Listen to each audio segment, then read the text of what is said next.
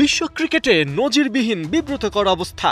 ৪০ বছরের ক্রিকেটীয় পথ চলায় প্রথমবার বাংলাদেশকে এমন অবস্থায় ফেলা হয়েছে যাকে একঘরে বললেও ভুল হবে না।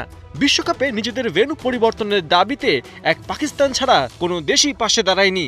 অবশ্য পাকিস্তান বাংলাদেশের পাশে নাকি ভারতের বিপক্ষে সে প্রশ্ন উঠেছে জোরে সোরে। এই গুরুগম্ভীর আলোচনা বাদ দিলে আপাত দৃষ্টিতে বাংলাদেশের পাশেই আছে পাকিস্তানের ক্রিকেট মহল।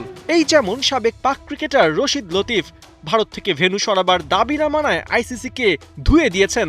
জানিয়েছেন আইসিসি বাংলাদেশ ক্রিকেট বোর্ডকে একদিন সময় দিয়েছে যে তারা ভারতে বিশ্বকাপ খেলবে কিনা তা নিশ্চিত করতে। আইসিসি জানিয়েছে যে ভারতে বাংলাদেশ ক্রিকেট দলের খেলোয়াড়দের জন্য কোনো নিরাপত্তা উদ্বেগ নেই, কারণ আইসিসির প্রধান অমিত শাহর ছেলে, যিনি বিজেপির সাথে যুক্ত। আইসিসি সম্পূর্ণরূপে বিজেপি আরএসএস দ্বারা নিয়ন্ত্রিত।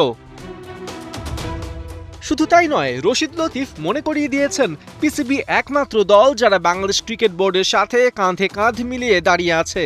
এমনকি তার প্রত্যাশা, বাংলাদেশ ক্রিকেট দল যদি ভারতে না যায় তবে পিসিবির প্রতিবাদ জানানো উচিত।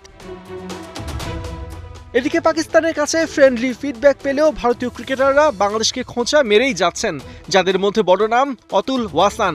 সাবেক এই ভারতীয় ক্রিকেটার দেশটির গণমাধ্যম এএনআই-কে দেয়া এক সাক্ষাৎকারে আইসিসিকে অভিনন্দন জানিয়েছেন। তিনি নাকি এমনটাই আশা করছিলেন আর এটাই সঠিক সিদ্ধান্ত।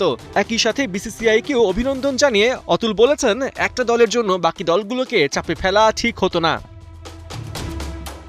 বিশ্বকাপ বড় টুর্নামেন্ট উল্লেখ করে অতুল জানিয়েছেন, বিশ্বকাপে সবকিছু চিন্তা ভাবনা করে এগোতে হয়। বাংলাদেশ মূলত মোস্তাফিজকে আইপিএল থেকে বাদ দেয়ায় অভিমান করেছে। ক্রিকেটের বিভ্রান্ত হওয়া উচিত নয়। এখন বিকল্প হিসেবে স্কটল্যান্ড আছে, আর বাংলাদেশ কখনো কোনো টুর্নামেন্টে শিরোপা প্রত্যাশী হয়ে নামে না।